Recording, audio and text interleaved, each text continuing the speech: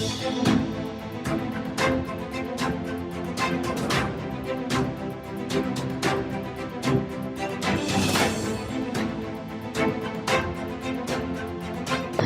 भारत को अब एक आर्थिक रूप से मजबूत देश के तौर पे देख रही है।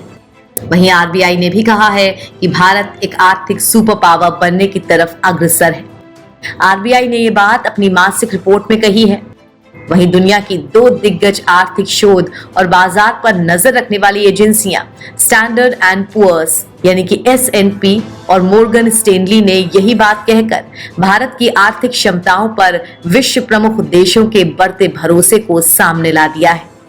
रिपोर्ट में कही गई ये बात डेटा रिसर्च और एनालिटिक्स फर्म S&P ने नई दिल्ली में जारी अपनी रिपोर्ट में कहा है कि भारत अभी उस स्थिति में है जहां वो आने वाले दशक में एक आर्थिक सुपर पावर बन सकता है, जबकि मोर्गन स्टैनली की तरफ से जारी रिपोर्ट में भारतीय पूंजी बाजार को ओवरटेक की श्रेणी में रखा गया है, जिसका मतलब ये हुआ कि भारत की इकोनॉमी अपनी श्रेणी के दूसरे देशों से बेहतर है, जिसकी वजह से इसका शेयर बाजार में भी प्रदर्शन अच्छा रहेगा।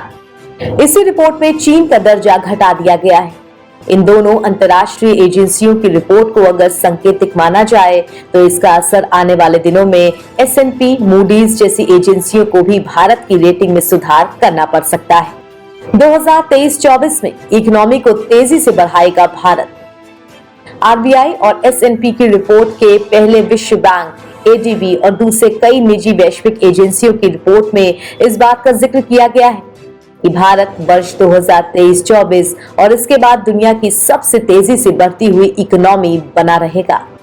अधिकांश एजेंसियों का कहना है कि चालू वित्त वर्ष के दौरान भारत 6.5 के आसपास की आर्थिक विकास दर हासिल करेगा।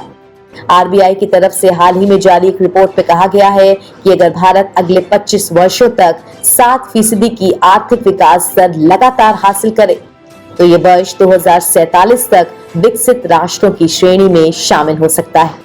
चालू वित्त वर्ष में कितनी रहेगी भारत की आर्थिक विकास दर? मोर्गन स्टैनली की रिपोर्ट के मुताबिक चालू वित्त वर्ष में भारत की आर्थिक विकास दर 6.2% रहेगी।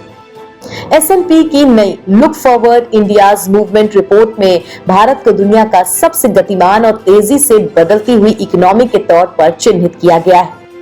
इसके मुताबिक भारत ने कोविड महामारी के काल में काफी बेहतर तरीके से बाहर निकलने का हुनर दिखाया।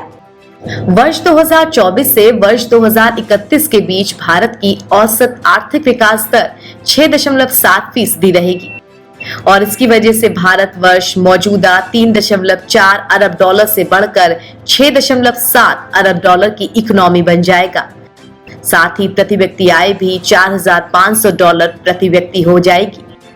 रिपोर्ट कहती है कि भारत की आर्थिक समृद्धि इसके 67.8 करोड़ श्रम बल के कंधे पर टिका होगा, लेकिन ज्यादा से ज्यादा महिलाओं को कार्य क्षेत्र में लाना होगा।